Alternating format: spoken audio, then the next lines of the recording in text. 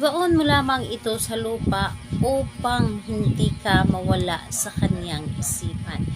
Hello mga guys, kumusta kayo? Panibagong araw, panibagong video na naman tayo. And sa araw na ito ay isa na namang video ang aking ituturo sa inyo na simpleng gabay o simpleng pamamaraan na makakatulong sa atin. At bago ang lahat, gusto ko lang mag-disclaimer sa mga taong hindi naniniwala at hindi gusto ang mga kagaya nitong video. Please skip this video and maghanap kayo ng videos na gustong-gusto nyo dahil ang video na ito ay para lamang ito sa mga taong naniniwala and gusto mag-try. Sa lahat po ng mga nagko-comment po dito sa aking video dito sa loob ng aking channel, mag-ingat sa lahat ng mga nagre-reply sa inyo na dinadala kayo sa kanilang WhatsApp, in-emo app upang makaiwas po tayo sa scam. Ngayon po, ituturo ko sa inyo paano kayo hindi mawala sa isipan ng taong iyong minamahal. Kahit nasa malayo ang taong mahal ninyo, saan man siya nagpunta, ano man ang ginagawa niya, ngunit hindi kayo mawaglit sa kanyang isipan. Napakadali lamang itong gawin, kaya ito po ay para sa inyo. Ito ay pwedeng gawin sa parehasang kasarian, babae to babae and lalaki to lalaki. Siyempre naman sa ating babae at lalaki na mag-partner.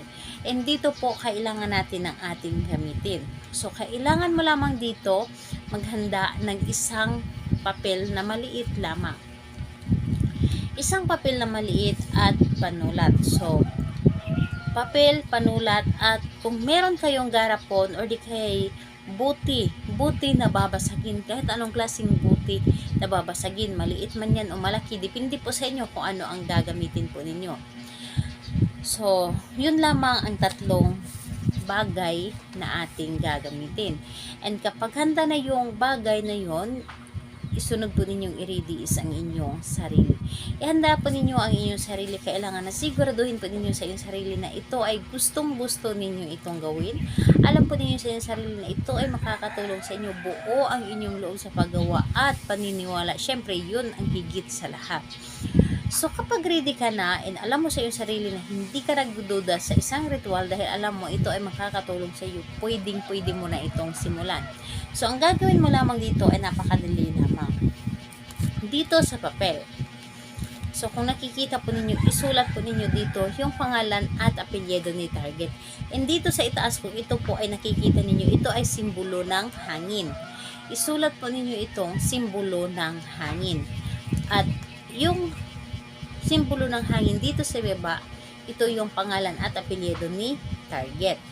And ayun po, kapag naisulat nyo na ang pangalan at apelyido ni target, kumuha kayo ng inyong laway. Yes po, kumuha kayo ng inyong laway at pahiran nyo lamang yung pangalan ni target. Dapat po ay mapahiran talaga yung pangalan ni target ng inyong laway. Dapat po ay mabasa siya.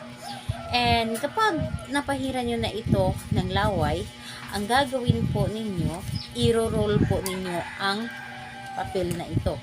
I-roll po ninyo ang papel na ito papunta po dapat sa inyo. So, dapat pag ganito ang pag-roll nito.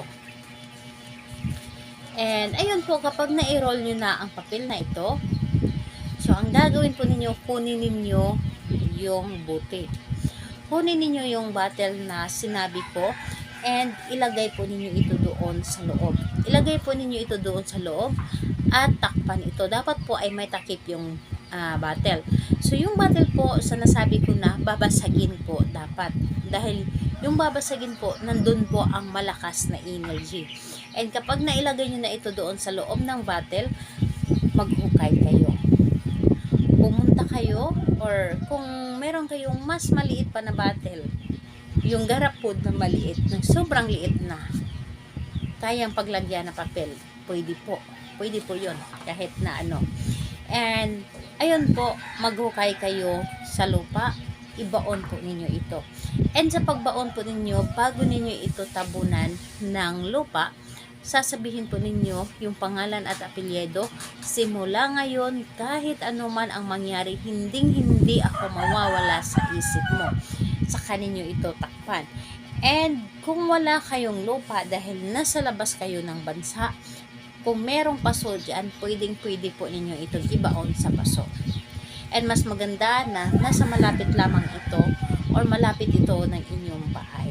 So, ayun po. Ito ay pwedeng gawin sa kahit anong araw at oras.